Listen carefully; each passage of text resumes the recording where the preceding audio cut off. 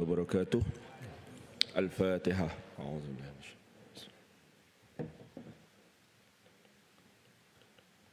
Shiratal ladzina an'amta 'alaihim ghairil maghdubi 'alaihim. A'udzubillahi minasyaitonir rajim. Bismillahirrahmanirrahim. Alhamdulillahirabbil alamin wassalatu wassalamu ala asyrafil anbiya'i wal mursalin wa ala alihi wa sahbihi ajma'in. Nahmaduhu wa nasta'inuhu wa nastahdi wa nastaghfiruh wa na'udzu billahi min syururi anfusina wa min sayyiati a'malina. May yahdihillahu fala mudilla lahu wa may yudlil fala hadiya lahu. Asyhadu an la ilaha illallah wahdahu la syarika lahu wa asyhadu anna Muhammadan abduhu wa rasuluh. Wa qala Nabi sallallahu alaihi wasallam, la yadkhulul jannah hatta tu'minu wala tu'minu hatta tahabbu awala adullukum ala syai'in iza fa'altumuhu tahabbtum afshus salam bainakum. Nabi SAW bersabda, tidak akan masuk syurga sehingga kamu beriman, dan tidak beriman kamu sehingga kamu berkasih sayang.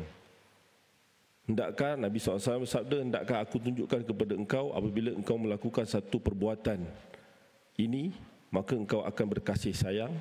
Nabi SAW sebut, afshus salam bainakum, sebarkan salam di kalangan kamu. Atau kama qala Nabi sallallahu alaihi wasallam. Alhamdulillah, tuan-tuan imam, tuan nazir, ahli jawatan kuasa masjid Kampung Sungai Lang Baru, tuan-tuan guru, tuan-tuan muslimin muslimat yang dirahmati Allah SWT sekalian. Alhamdulillah, bersyukur pada Allah SWT pada pagi yang cukup berkah ini, pada pagi Rabiul Jamadil Awal. Bukan Rabiul Awal, tuan, Jamadil Awal. Cepat masa berlalu kita, tak masuk Jamadil Awal, Jamadil Akhir, Rajab, Syakban, Ramadan. Cepat masa, tuan-tuan. Rasa macam baru je tahun ni kan. Alhamdulillah, bersyukur pada Allah SWT. Allah masih lagi berikan kesempatan kepada kita pada pagi ini untuk kita melaksanakan perintah Allah. Allah bangunkan kita daripada mati yang sementara untuk kita melaksanakan perkara utama kita sebagai Abdullah, sebagai hamba Allah SWT, untuk kita meletakkan diri kita tingkat yang paling bawah untuk kita sujud kepada Allah SWT. Pada pagi ini, alhamdulillah, kita dapat sama-sama solat subuh secara berjemaah. Seterusnya kita duduk dalam satu majlis yang dinaungi oleh para malaikat. Nabi SAW sebut, barang siapa yang melalui satu jalan untuk menuntut ilmu, maka Allah SWT akan mudahkan jalan dia untuk masuk syurga Allah SWT.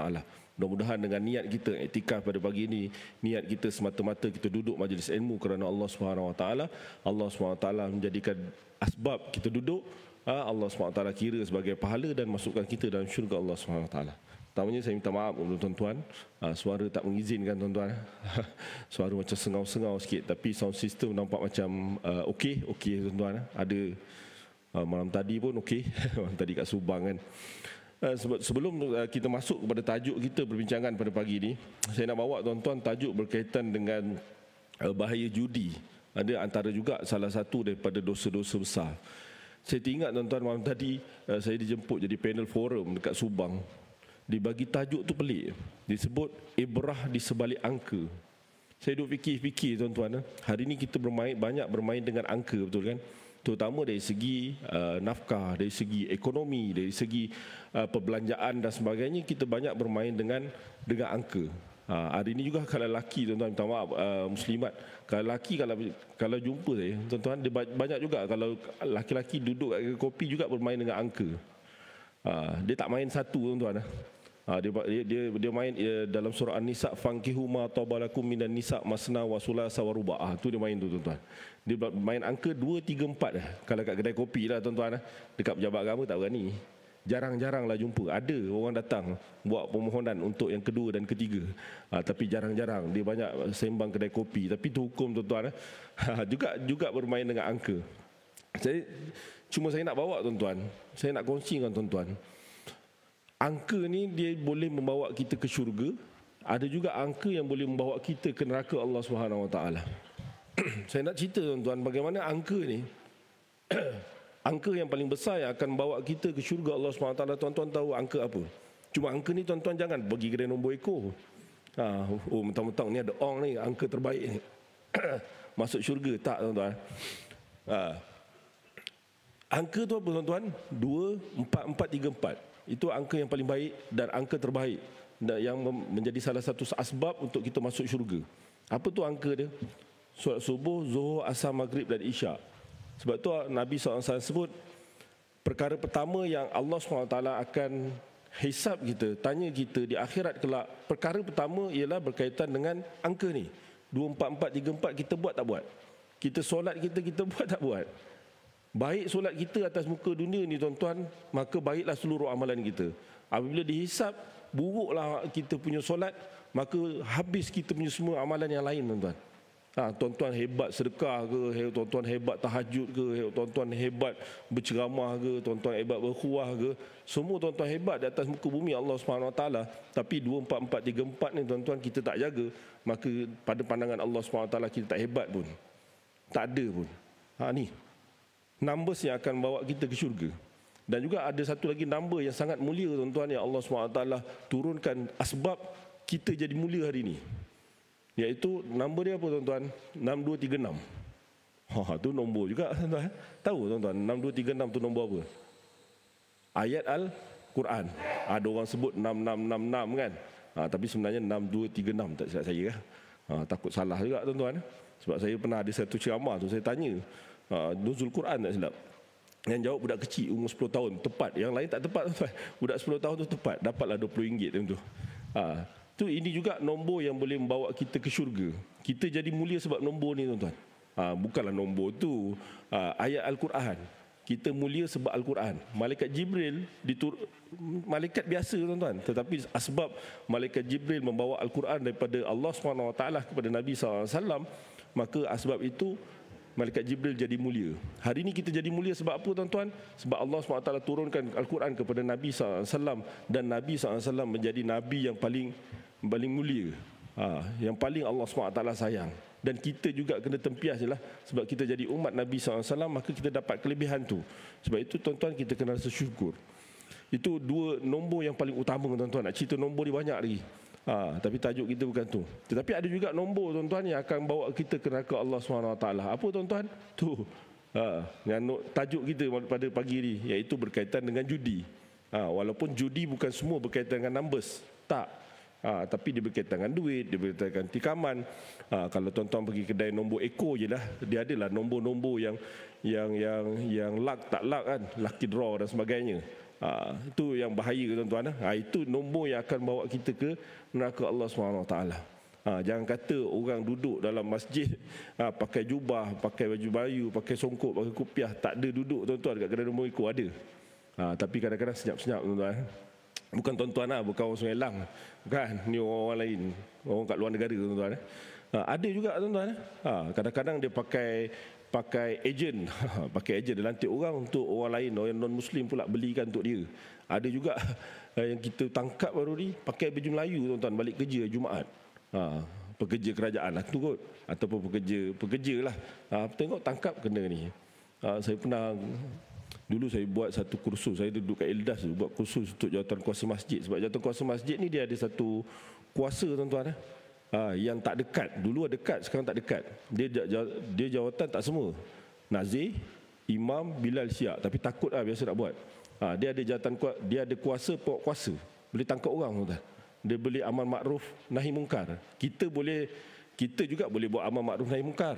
Ajak orang kebaikan, cegah kemungkaran.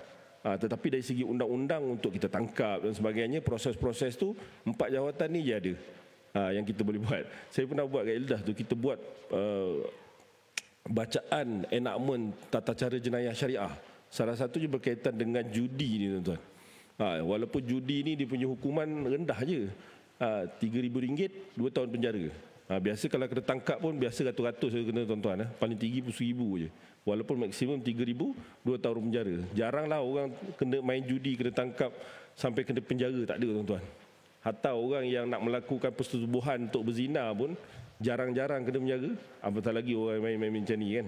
Tak ada tuan-tuan. Kita buat time tu Pak Haji ni biasa puasa dia tak kena kopiah tuan-tuan. Pergi tangkap, pergi apa?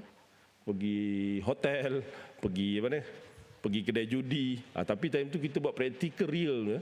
Kita naik bas ramai-ramai, Pak Haji tak pakai kopiah. Pergi kedai judi. Kedai ke sahabat menam, lari semua tuan-tuan. Dia turun je Pak Haji tu, lari semua orang. Kat Gombak saya ingat, kat Gombak tu kita buat tu walaupun turun dengan bas tapi turun jauh. Jauh pecah. Pak Haji tengok ada nyorok kat belakang tiang. Ada nyorok dekat kereta sebagainya. Nampak je orang Melayu masuk kedai judi, semangat Pak Haji tu tangkap terus. Macam nak smackdown pula orang tu. Nak kata bukan senang tuan-tuan nak buat kerja nahi mungkar ni. Bukan mudah dan tak semua orang mampu pun. Yang ada kuasa pun tak mampu, apatah lagi kita yang tak ada kuasa ni tuan-tuan. Tak mampu pun nak buat nahi mungkar. Tapi sekurang-kurangnya kita pakailah hadis Nabi SAW. Cegah dengan kuasa, cegah dengan lisan, cegah dengan hati. Sekurang-kurang tuan-tuan kita bukan buat maksiat. Kita tengok orang buat maksiat, sekurang-kurang kita benci dengan maksiat yang orang buat.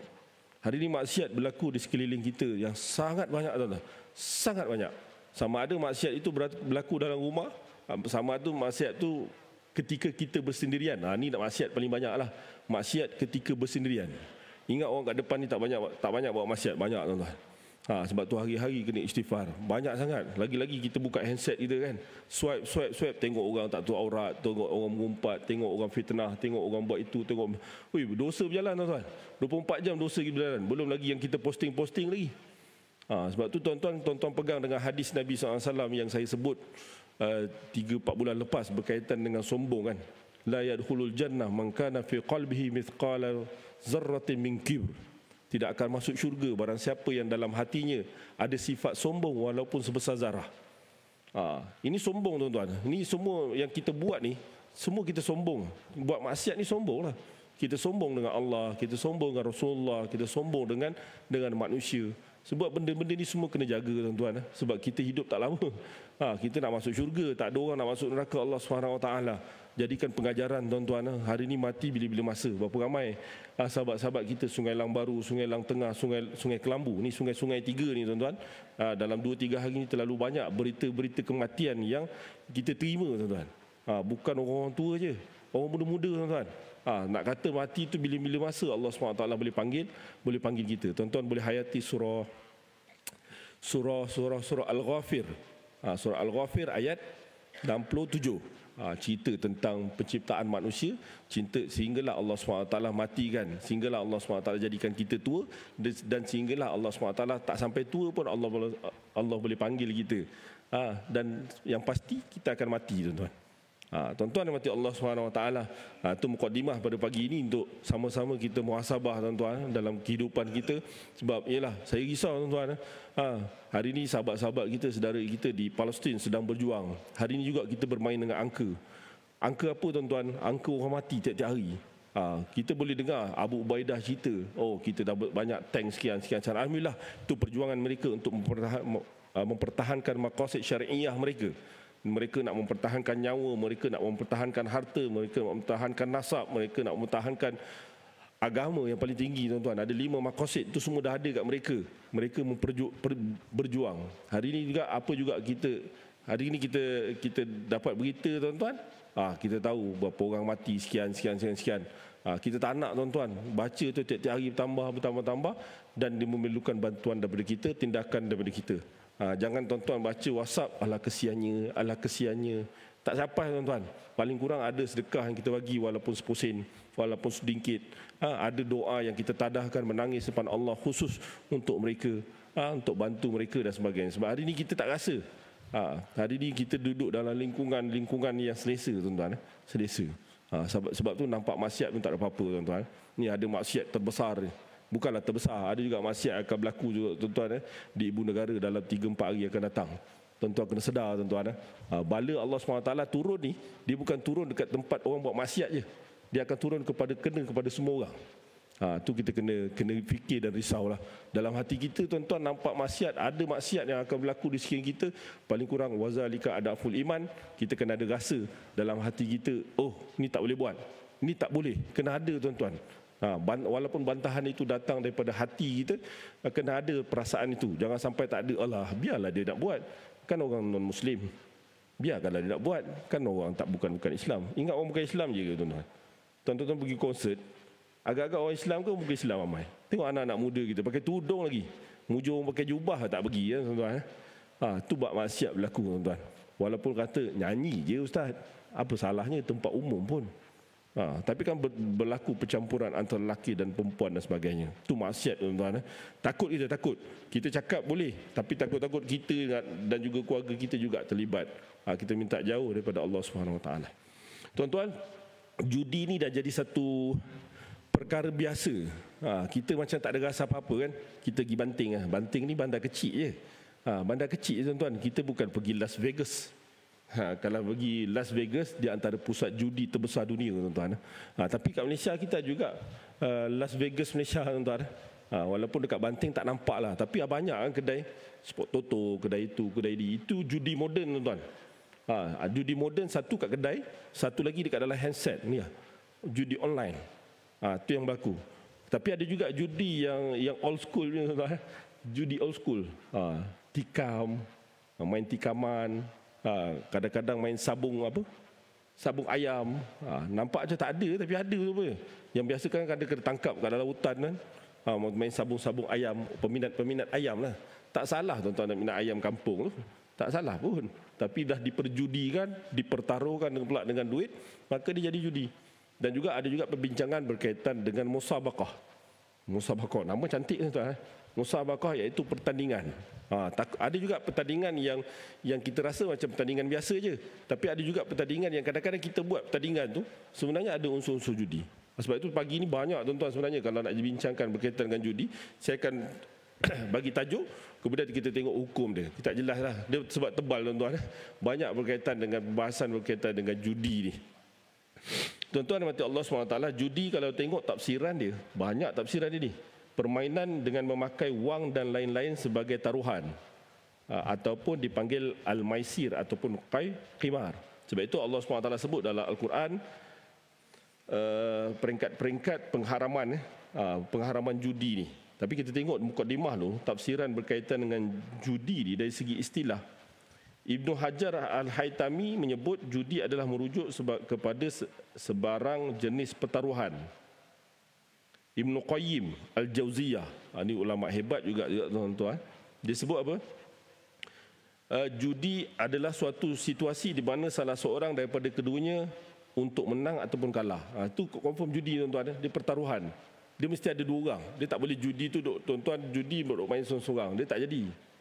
Judi ni melibatkan pertaruhan sama ada dalam bentuk duit ataupun benda-benda lain. Ada orang judi dia taruhkan benda-benda yang lain selain daripada duit kan. Ada orang berjudi tu bukan anak-anak kita lah, anak-anak orang lain tuan-tuan, berjudi atas highway kan. Tu mak rempit kan. Dia berjudi, dia bukan berjudi dengan duit. Menang kau dapat perempuan. Kan ada tuan-tuan. Kita tahu daripada mana tuan-tuan? Sebab dah dibuat dalam apa? Dalam filem. Saya tak tahulah filem apa kan. Saya tak pernah lah tengok filem tu. Tapi adalah sinopsis sekarang keluar kat TV tuan-tuan. Ada bertaruh dengan perempuan. Kita baca artikel dan sebagainya kan. Ada berlaku. Itu kira judi lah. Dah lah benda tu dosa. Zina pun dosa.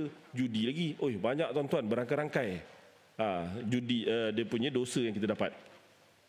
Banyak tafsiran daripada Syekh Rashid Redha mentafsirkan judi yakni al-maisir dalam Al-Quran sebagai permainan untuk mencari keuntungan tanpa menggunakan akal dan tanpa bekerja keras. Itu judi lah tuan-tuan. Orang pergi judi mana ada kerja sungguh-sungguh kan. Dia pergi judi, dia buat lucky draw. Dia bayar je. Dia ada luck, dia dapat. Tak ada luck, dia tak dapat. Nanti ada perbincangan berkaitan dengan kita pergi satu karnival, ada pertaruhan ataupun teka berat lembu sador kan. Ada kan? Kena bayar lah tu. Kalau tak kena bayar tak apa. Kalau tak kena bayar tak apa. Kalau kita pergi karnival kan, dia letak satu balang, dia letak kacang dalam tu. Kita agak-agak berapa banyak kacang yang ada dalam tu. Itu bukan taruhan tuan-tuan tu. Itu namanya tekaan. Taruhan kita bayar dan dia ada macam ada melibatkan untung rugi. Dia ada melibatkan nasib. Itu jadi judi lah tuan-tuan. Ni dapat tak dapat, tak dapat tak dapat, dapat tak. Itu melibatkan judi. Sebab tu nanti tuan-tuan, sebab kita banyak buat karnival, kita banyak buat pertandingan. Ada solution sebenarnya untuk kita mengelakkan daripada judi. Termasuklah kita buat pertandingan mancing kan. Kita buat pertandingan mancing kan, kita sediakan apa? Sediakan yuran yang kena bayar. Dia ada helah yang diajar oleh ulama kita untuk elak daripada judi. Nanti insya-Allah kalau sempat kita bincangkan dalam perbincangan kita. Sebab itu tuan-tuan, judi ni satu, kalau statistik Malaysia sangat dahsyat, sangat dahsyat. Bukan kita tengok kat Banting, kita boleh tengok itu belum sekarang ni ada istilah judi apa? Judi berlesen dengan judi haram. Tak tahu macam dah haram tu, judi ni memang haram kan? Mana ada istilah haram tak haram? Judi haram, judi tanpa lesen lah. Judi lesen dengan judi tak lesen. Ada negeri yang alhamdulillah telah menghapuskan judi, tapi itu dari segi undang-undangnya. Tapi judi-judi haram tetap berleluasa tuan-tuan, di mana-mana pun. Dalam hutan ke, kat bandar ke, apa ke, masih lagi berlaku. Kalau melibatkan orang bukan Islam saja tak apalah, tapi dia melibatkan pengaruh itu, dia melibatkan orang Islam, tu yang tak boleh tuan-tuan. Sebab kita kan, kita ada akidah, kita ada hukum, hakam yang kita kena ikut sebagai orang Islam. Benda yang kita boleh buat, benda yang kita tak boleh buat, kita kena elakkan lah. Buat, ada ancaman-ancaman yang Allah SWT bagi kat kita. Dia ada melibatkan dosa pahala. Setiap celik je tuan-tuan, ada dosa pahala yang kita kena hadap. Celik je kita. Setiap tindakan yang kita buat ada dosa dan juga pahala yang kita terpaksa hadapi. Sebab itu tuan-tuan dia merisaukanlah. Itu belum lagi kalau tuan-tuan pergi dekat mana? Tu, dekat atas bukit tu tuan-tuan. Dekat atas bukit tu dia. Dekat Genting sana kan. Dia antara pusat kasino terbesar tuan-tuan. Nampak je tempat pusat pelancongan, tempat fun fair, tempat orang main. Saya pernah masuk sekali lah. Bukan masuk main judi tuan-tuan. Saya kursus dekat bawah Genting tu, dekat Seri Malaysia kat bawah tu. Naiklah kabel car tu. Pakai kopiah ni tuan-tuan. Sebab kopiah ni saya tak tahu lah. Ada setengah orang dia boleh pergi jalan tak pakai kopiah. Saya tak boleh sebab saya dah diajar daripada sekolah rendah pakai songkok. Sebab tu kalau buka songkok tuan-tuan dia dah licin kat depan ni. Saya naiklah pakai kopiah tuan-tuan, naik kabel car tu, nak rasalah kabel car biasa Gilang Kawi je kan. Rasa kabel car Genting ni. Masuk-masuk tuan-tuan sampai ke atas tu, tempat pertama sampai tempat judi. Dia tempat orang main kasino dan sebagainya. Kita terkejut dululah, saya tak tahulah 10 tahun lepas kan. Sekarang macam mana. Dia antara pusat judi terbesar tuan-tuan. Dia international, dia bukan Malaysia aje. Kalau orang kita kalau pergi tak mampu. Main juta-juta lah habis tuan-tuan. Ratus-ratus ribu je. Kita main, kalau orang kita main RM1, RM10. Kan? Kedai Toto kan ada RM10, ada RM4.5. Ada tuan-tuan. Itu antara yang terbesar. Saya baca dia punya fakta dulu sebelum PKP. Pekerja saja pusat kasino tuan-tuan 10,000 orang. Pekerja saja 10,000 orang. Belum lagi orang yang main lagi. Nak kata dahsyat tuan-tuan. Siapa pekerja dia? Termasuk anak-anak kita orang Melayu tuan-tuan, nak cari nafkah, nak cari duit tuan-tuan. Kerja dekat pusat judi. Ni berlaku tuan-tuan. Jangan kita kena fikir risau ni. Pengaruh dia cukup besar. Sebab pengaruh kesan daripada judi ni sangat besar. Nanti kita tengok dia punya kesan sikit lah tuan-tuan. Sebab saya jumpa akhir-akhir ni. Saya kalau jumpa, kalau seminggu tu, ada klien datang. Masalah tu, kadang-kadang masalah ekonomi, masalah duit, masalah komunikasi. Ada minggu tu kadang-kadang memang Allah tentukan datangnya pasangannya masalah judi. Ada tuan-tuan, ada yang masalah arak dan sebagainya. Tu macam-macam orang kita jumpa tuan-tuan. Sebab itu statistik berkaitan dengan judi sangat dahsyat dah. Nak kata premis ni puluh ribu tuan-tuan. Puluh ribu kat Malaysia. Satu negeri sampai 3,000, ada yang 2,000. Kat Selangor yang cakap tuan-tuan sangat banyak. Sangat banyak. Tuan-tuan pergi Kelang. Kelang ni antara Kelang Petaling. Dua tempat ni memang antara pusat judi kecil-kecilan yang terbesar lah. Besar tuan-tuan, sangat banyak. Dia merisaukan lah. Macam dekat Banting lah tuan-tuan pergi kan. Sebelah ada, pergi sini ada, pergi belakang pergi kedai komputer sebelah ada kedai judi, spot toto dan sebagainya. Sebab itu pengharaman judi ni Allah SWT sebut dia ada dua peringkat. Dua peringkat pengharaman judi kalau tuan-tuan perasan. Yang pertama daripada surah Al-Baqarah ayat 219. Allah SWT sebut yas'alunaka 'anil khamri wal maisir qul fihima ismun kabir wa manafi'u lin-nas wa ismuhuma akbaru min naf'ihima. Mereka bertanya kepadamu wahai Muhammad mengenai arak dan judi, katakanlah pada keduanya ada dosa besar dan ada pula beberapa manfaat bagi manusia, tetapi dosa keduanya lebih besar daripada manfaatnya. Ini sebelum tuan-tuan. Sebelum tu, sebab zaman Nabi SAW, kalau tuan-tuan tengok kita belajar sebelum ni tentang pengharaman arak kan. Arak tu tidak diharamkan qat'i tiba-tiba terus. Tak.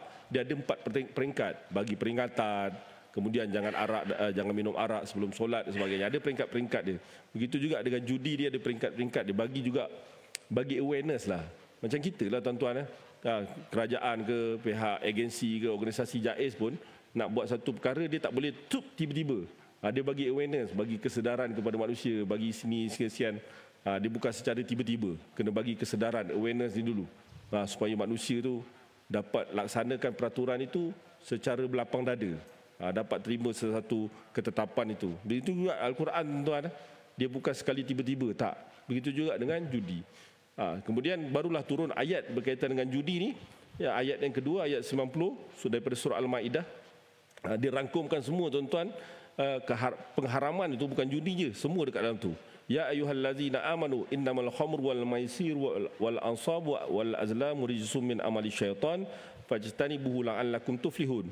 Wahai orang-orang yang beriman, bahawa sesungguhnya arak dan judi dan pemujaan berhala dan mengundi nasib dengan batang-batang anak panah adalah semuanya kotor, keji dari perbuatan syaitan, dan oleh itu hendaklah kamu menjauhinya supaya kamu berjaya. Itu peringatan daripada Allah SWT. Dia ada package tuan-tuan. Sebenarnya dia ada package satu, dia 3 serangkai kan. Ini kan penyakit akhir zaman, penyakit ubat 3 serangkai untuk satu penyakit kan, ada kan. Orang gaut dia ada ubat 3 serangkai. Tapi penyakit maksiat ni juga dia ada 3 serangkai tuan-tuan. Arak, judi, dadah. Ni penyakit akhir zaman ni tuan-tuan. Banyak. Bukannya orang muda je, orang tua pun ada tuan-tuan. Arak, judi, dadah. 2 ni Allah SWT sebut dalam Al-Quran berkaitan dengan arak, khamru wal maisir, arak dan juga judi. Tapi dadah Allah SWT tak sebut. Tapi kita guna ya ayyuhallazina amanu, bukan, wala tulqu biaidikum ila tahluka, jangan kamu letakkan diri kamu dalam kehancuran. Maka dikiaskan hukum tu dengan hukum arak dan juga judi. Tak boleh buat juga tuan-tuan, dia akan membawa kerosakan. Dadah ni pun antara satu benda yang kritikal tuan-tuan. Banyak sangat. Kalau tuan-tuan pergi Puspen kan, kita dekat Kuala Langat ni tak ada rasa Puspen. Kita dekat mana? Dekat Sepang, dekat Dengkil kan, ada Puspen. Tuan-tuan tu masuk dalam tu, tengok anak-anak. Ramai orang siapa?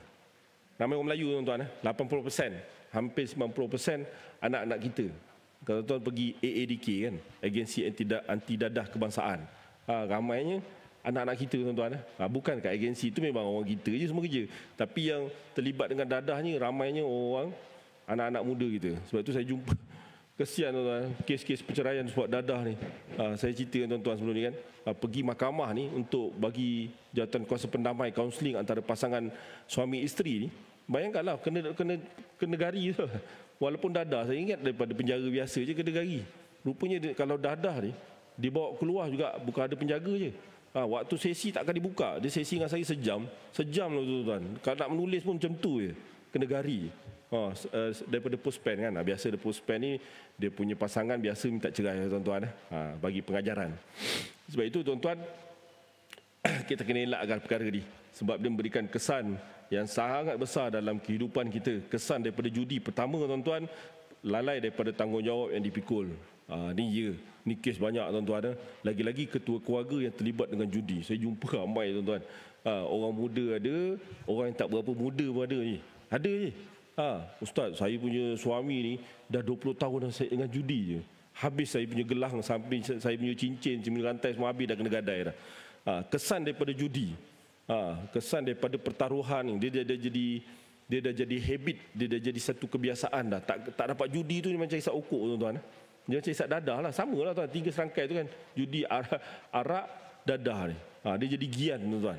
Tak dapat okok sehari tu dia jadi menggigil.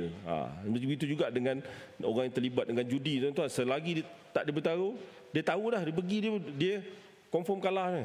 Tapi dia ada dalam set dia, kalau judi kod menang, kod ada nasib. Lagi-lagi sekarang ni orang buat apa? Buat marketing kan berkaitan dengan judi. Sangat banyak tuan-tuan. Nanti kita tengok sempat 5 minit kita tengok hukum-hukum orang yang mempromosikan judi ni tuan-tuan. Yang kedua, mengalami kehabisan wang dan sumber. Yang ketiga, selalu dibebani dengan hutang. Ini confirm tuan-tuan. Orang terlibat dengan judi pasti akan hutang. Sama hutang dengan alung, hutang dengan keluarga, hutang dengan isteri daripada. Saya jaranglah jumpa perempuan main judi, tak ada lah. Ada lah tapi tak banyak lah tuan-tuan. Kes saya tak pernah jumpa lah. Banyak lelaki lah yang main judi kan. dapat nak cerita tuan-tuan, orang main judi tak bersyukur tuan. Dapat keluarga yang baik, kadang isteri taat perintah Allah, fizikal pun cantik. Ada tuan-tuan, isteri punya pun cantik tuan-tuan. Kalau pakai kopiah ni, gegar lah kopiah ni. Terkali datang-datang nangis-nangis depan kita, suami suka main judi, berlaku perceraian. Kan orang tak bersyukur tuan-tuan. Ni kufur nikmat namanya.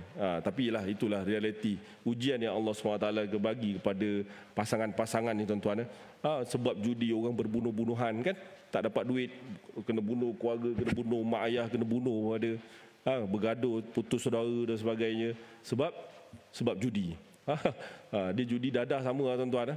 Tiba-tiba family punya gelang hilang, tiba-tiba kereta kena pajak, tanah kena pajak dan sebagainya sebab judi. Kemudian mudah terjebak dengan pelakuan jenayah, meruntuhkan institusi kekeluargaan. Ni statistik memang banyak tuan-tuan. Walaupun tidaklah mencapai 30%, dia belas-belas% je daripada isu-isu kekeluargaan perceraian yang berlaku. 12% melibatkan judi dan juga arak, dan juga punca perpecahan dalam masyarakat dan implikasi kepada negara banyak tuan-tuan. Macam saya sebut tadi, kesalahan judi kita dia tidaklah melibatkan implikasi yang besar dari segi undang-undang untuk tindakan. Untuk tahdid tak ada tuan-tuan. Tahdid ni apa? Ancaman kita tak ada tuan. Paling-paling pun kalau sivil, orang yang terlibat judi yang tak ada lesen, itu je lah. Kalau kita tak ada, Islam lesen ke tak lesen, kau terlibat dengan judi tetap haram, tetap salah. Cuma judi dia tak sebutlah duduk kat neraka mana dan sebagainya, tak. Tapi dah sebut haram tu berdosa tuan-tuan. Nama hukum haram dia berdosa. Dosa dekat mana tempat dia, tuan-tuan pun sedia maklum kan. Kita punya undang-undang masih lagi nak kata longgar, tidaklah longgar, tetapi masih lagi orang tak takut tuan-tuan untuk buat maksiat. Kalau tuan-tuan belajar tentang enakmen tata cara jenayah syariah, kita dah ada enakmen tuan-tuan. Walaupun hari ni ada orang mencabar dekat Kelantan kan, mencabar enakmen tertentu, terutama berkaitan dengan undang-undang jenayah syariah ni, nak merendahkan hukum yang telah ditetapkan berkaitan dengan syariah. Tuan-tuan dimati Allah SWT, banyaklah contoh-contoh tuan-tuan. Contoh berkaitan dengan perjudian ni, ni anak-anak kita tuan-tuan, jaga-jaga. Sekarang ni orang suka main apa? Mobile Legend Mobile Legend ke apa lagi apa tu? PUBG, saya tak tahu kan. Tapi online ni tak salah pun nak main, selagi mana dia tidak mendatangkan kesan lalai, tak solat dan sebagainya. Nak main tak ada masalah. Ada masjid-masjid buat karnival, siap buat pertandingan lagi, baguslah, tak ada masalah pun. Buatlah, kita dah memang jiwa anak-anak muda sekarang dipengaruhi dengan itu kan. Tak salah pun kita untuk buat. Tapi dekat dalam tu rupanya tuan-tuan, saya tak tahulah, saya tak pernah main, cuma saya baca dalam hukum di Jabatan Mufti ni. Jadi satu buat kajian, rupanya dalam permainan tu ada tikaman untuk dapatkan hadiah lucky draw. Dia bukanlah lucky draw untuk dapatkan luck kan.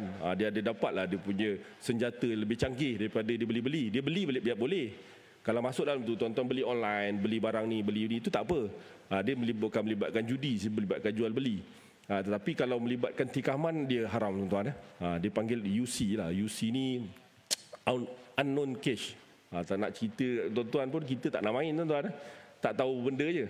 Tapi dalam tu ada melibatkan tikaman-tikaman tuan-tuan. Tikaman tu tak boleh. Sebab dia bayar. Dia bayar online. Kemudian dia kalau dia dapat lah. Kalau dia tak dapat lah. Dia ada melibatkan pertaruhan kat situ. Dia ada melibatkan tikaman. Itu yang tak boleh tuan-tuan. Haram. Yang lain boleh. Jangan kata main game ni ustaz kata tak boleh dah, tak boleh.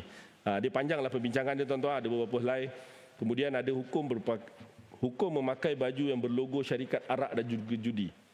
Ni dia punya hukum, walaupun dari segi asal daripada muamalat tu harus, tetapi hukum dia tetap haram sebab dia mempromosikan judi tuan-tuan. Tak boleh memakai baju yang berlogo syarikat arak dan judi. Ni ada kan kadang-kadang apa syarikat arak, Anchor kan. Lagi syarikat apa kita pun tak berapa tahu. Sebab arak ni banyak tuan-tuan, arak judi ni banyak syarikat, ratusan syarikat, ribuan syarikat yang ada ni. Tuan-tuan kita berjaga-jaga. Kadang-kadang kita beli baju kan, lagi-lagi baju sekarang ni baju bandel kan. Sampai sahabat-sahabat kita yang alhamdulillah tu kena jaga-jagalah, kita tak tahu kan. Oh, ini syarikat apa ni sebenarnya. Kadang-kadang orang bagi hadiah kan. Ni hadiah apa? Kalau ada pun tuan-tuan nak buang sayang kan. Jadikanlah lap kaki ke apa kan. Kalau nak pakai juga boleh. Syurnya lama kita syurkan, kalau nak pakai juga tuan-tuan terbalikkan baju tu. Boleh tuan-tuan. Tapi jadi baju dalam je lah. Tapi kalau tuan-tuan pergi keluar, baju tu tuan-tuan terbalikkan, ada collar, tuan-tuan pergi pasar, memang hebat lah tuan-tuan. Ni sakit mental ni orang ni kan. Ataupun terlupa kan. Bukanlah sakit, dia terlupa. Tuan-tuan, sebab dia punya hujah wa ta'awanu 'alal birri wat taqwa. Hendaklah kamu bekerja bertolong-menolong dalam perkara yang baik. Wala ta'awanu 'alal ismi wal udwan. Jangan kamu tolong-menolong dalam perkara dosa, maksiat dan juga pencerobohan. Itu tak boleh lah. Itu salah satu dia punya hujah lah. Kemudian hukum berlakon dalam mempromosikan judi. Ni tuan-tuan boleh baca tuan-tuan. Dalam kitab ada, dalam ni pun ada. Ni daripada Jabatan Mufti. Dia bukan saya ambil daripada sikit-sikit celup. Ada orang sekarang Google tuan-tuan, daripada Indonesia lah, daripada itulah, daripada inilah. Kita tak tahu sumber yang tepat. Kita nak dapatkan satu hukum, kita tengok sumber.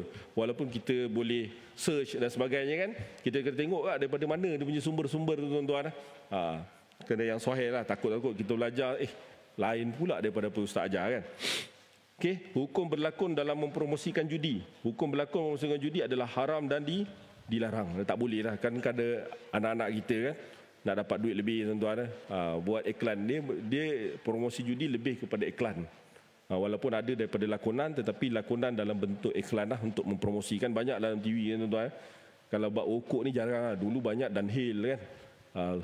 Sekarang ni kat judi memang ada lah. Cuma kita kadang-kadang kita perasan tak perasan je. Tak boleh tuan-tuan, haram. Aplikasi judi atas talian pun juga tak boleh, haram. Yang nama je judi, haram tuan-tuan. Sebab kita tolong-menolong dalam perkara maksiat. Dalam perkara maksiat tak boleh tuan-tuan, hukum dia. Kemudian hukum pertandingan meneka lembu sadar. Ini ada tuan-tuan, tuan-tuan boleh baca lah. Dia kalau ikut hukum dia tidaklah haram terus. Tetapi dia tengok elemen-elemen yuran tadi yang dibagi tu. Dia ada masa saya sebut tadi, dia ada melibatkan kita bayar, dia ada rasa nak menang. Tapi kadang-kadang tak menang pun. Dia macam tikam lah kan. Tikam, okey bayar, dia ada tikaman. Okey. Kemudian berkaitan dengan cukai judi ni. Kadang-kadang ada orang berjudi kan, hutang judi dan sebagainya. Ni walaupun dia bukanlah benda sensitif tuan-tuan, dia boleh berhukum. Sebab tu ulama ni dia ada berbeza pendapat dalam menetapkan hukum cukai judi. Sebab cukai tu kena ambil, cuma dari segi penggunaan je. Ada yang kata tak boleh ambil, ada yang kata boleh ambil. Boleh ambil digunakan untuk orang bukan Islam. Ada yang kata boleh ambil tetapi digunakan untuk perkara-perkara yang selain daripada untuk pembangunan orang Islam. Contoh nak buat jalan, buat bangunan, buat tiang elektrik, untuk TNB, untuk besarkan sungai dan sebagainya, itu boleh. Begitu juga tuan-tuan, kalau wang-wang haram ni kita ada ni, wang riba, wang-wang yang tak patuh syariah ni, tuan-tuan, kita boleh salurkan ni sebenarnya duit-duit ni. Kita tak pegang saja dia haram kan. Kita boleh salurkan. Kita ada sistem Baitul Mal. Kita ada Baitul Mal di MAIS. Untuk wang-wang tak patuh syariah kita boleh letak kat situ. Mereka akan gunakan bagi sumbangan dekat untuk pembangunan dari bentuk fizikal. Dia bukan dari bentuk beasiswa, nak bantu orang pergi belajar agama. Tak ada. Dia tak boleh pun. Jadi haram tuan-tuan. Dia akan gunakan untuk material ataupun benda-benda yang fizikal lah. Wang-wang yang tak patuh syariah. Kalau tuan-tuan ada, tuan-tuan boleh buat. Kemudian selesai hutang guna wang haram. Tak boleh tuan-tuan. Ini kan ada istilah sekarang ni, cuci duit. Saya tak pastilah macam mana orang cuci duit tu tuan-tuan. Duit haram ke, duit apa, duit tu confirm haram lah kan. Duit apa kan, dia boleh cuci dengan perniagaan dia bagi dekat orang lain untuk bangunkan satu perniagaan untuk ni. Sebab dia nak bayar cukai pun benda haram kan. Benda yang tak ikut law dan sebagainya. Tu ada istilah cuci duit. Tapi yang pasti tuan-tuan, nak selesai hutang guna wang haram tak boleh. Dia haram dengan haram tak boleh. Sebab haram ni tuan-tuan kan harta yang halal yang kita nak cari. Nabi SAW sebut, kullu lahmin nabata min haram fannaru aula bih. Setiap daging yang tumbuh daripada benda yang haram, sumber yang haram, maka neraka adalah tempat utama bagi dia. Tuan-tuan yang mati Allah SWT, yang terakhir, ni sikit ke tuan-tuan, 2-3 minit lagi. Ni yang saya sebut tadi, berkaitan dengan hukum penyertaan sesuatu pertandingan sebagai satu perjudian. Ni orang kita yang buat pertandingan ni tuan-tuan. Buat pertandingan kan dia bayar yuran kan. Kita ada helah untuk kita elakkan daripada terlibat dengan arak pula judi. Iaitu berkaitan dengan musabaqah tuan-tuan. Musabaqah disebut kat sini mendahului dalam pertandingan berlari dan pertandingan yang lain. Pertandingan ni musabaqah lah ni tuan-tuan. Hukum pertandingan dan perlawanan tanpa mengenakan bayaran adalah harus. Ni adalah kisah Nabi SAW. Nabi SAW ada bertanding dengan sahabat tuan-tuan. Bertanding kuda, bertanding berlari dan sebagainya ada. Tapi tidaklah melibatkan pertaruhan. Ataupun kita masuk satu-satu pertandingan yang memang dah disediakan hadiah oleh pihak penganjur. Tak ada masalah tuan-tuan, masuklah. Masjid buat pertandingan, masjid sediakan hadiah sekian. Masuklah, tak ada masalah. Dia melibatkan sebelah pihak je keluar duit. Tapi kalau melibatkan dua-dua, dia ada melibatkan pertaruhan. Kita sebagai penganjur, kita ambil duit daripada peserta, kita jadikan duit itu sebagai hadiah kepada peserta. Dia jadi haram lah. Dia jadi pertaruhan. Peserta akan merasakan, oh aku dah bayar, mungkin aku menang, mungkin aku kalah. Cuma adalah helah macam mana kita nak ngelakkan kita tidak terlibat dengan judi. Sebab itu dekat JAKIM tuan-tuan, kalau tuan-tuan buka kat JAKIM, kita ada sediakan garis panduan berkaitan dengan pertandingan-pertandingan ni. Dia ada tata cara yang ditetapkan sampai tahap macam tu tuan-tuan. Kita sediakan di peringkat JAKIM untuk bagi panduan kepada orang-orang Islam. Sebab kat masjid-masjid pun sekarang dah banyak kan buat pertandingan itu, ini dan sebagainya yang melibatkan yuran lah. Kalau tak melibatkan yuran tak ada masalah. Sebab itu tuan-tuan, Syekh Mustafa Burah menggariskan ciri-ciri al-musabaqah, di antaranya pertama, hadiah pertandingan ditaja oleh kerajaan atau orang lain, tidak mengambil wang atau yuran peserta. Contohnya, sekiranya kamu bertanding, aku akan memberi hadiah. Itu tak ada masalah. Itu tak ada masalah macam saya sebut tadi lah. Maksudnya kita masuk satu pertandingan yang tidak melibatkan apa-apa yuran, maka itu jadi harus. Kedua, hadiah ditaja oleh salah seorang peserta yang bertanding. Ditaja salah seorang peserta, tuan-tuan, kita ada 10 orang. Okey, saya taja kita bertanding sekian-sekian, saya sediakan hadiah ni. Kalau dia kalah, dia tak dapat lah. Kalau dia menang, dia dapat. Tapi dia seorang je, tidak melibatkan orang lain, maka juga dibolehkan. Yang ketiga, kesemua peserta membayar penyertaan dan bayaran itu akan dijadikan hadiah kepada pemenang. Ini yang tak boleh tuan-tuan. Tuan-tuan masuk 100 orang kena bayar. Dan duit yuran pula digunakan untuk hadiah. Maka hukum dia haram. Tak boleh tuan-tuan, tak boleh. Dan yang keempat, sama juga ciri yang tadi, untuk kita muhallil. Muhallil ni mencari helah tuan-tuan. Cari helah untuk elak daripada kita terlibat dengan haram. Ada 100 orang, ada seorang yang tidak bayar yuran. Ada seorang yang tak bayar yuran, yang tak perlu bayar yuran, untuk elak daripada dia jadi unsur judi. Kalau judi semua orang bayar tuan-tuan, dan semua orang mengharapkan dia menang. Tapi kalau seorang tak bayar, dia menang, dia dapat, dia kalah, dia tak dapat lah. Itu dibolehkan. Disebut dikenakan bayaran, dan muhalil itu diberikan hadiah yang serupa dengan peserta lain sekiranya ia menang. Ini gambaran-gambaran ya tuan-tuan. Gambaran di atas menunjukkan situasi yang berbeza, dan ciri yang ketiga tadi yang saya sebutkan tadi itu yang ada unsur-unsur judi. Sebab itu tuan-tuan mati Allah SWT, banyak perkara yang kita kena elakkan berkaitan dengan judi. Sebab kadang-kadang kita tak tahu tuan-tuan. Kita masuk satu-satu pertandingan, kita masuk satu-satu perkara, buat satu-satu benda, takut-takut kita terlibat dengan judi. Yang paling penting tuan-tuan, saya yakin orang yang duduk dalam ni tak adalah terlibat dengan judi. Tetapi ni dekat luar sana terlalu banyak tuan-tuan. Mungkin anak-anak kita, mungkin saudara-saudara kita, mungkin jiran tetangga kita, mungkin sahabat-sahabat kita, masyarakat kita yang terlibat dengan judi. Maka peranan kita cukup besar tuan-tuan. Sebab judi dia punya kesan cukup besar. Sama yang saya sebut tadi, 3 serangkai tadi.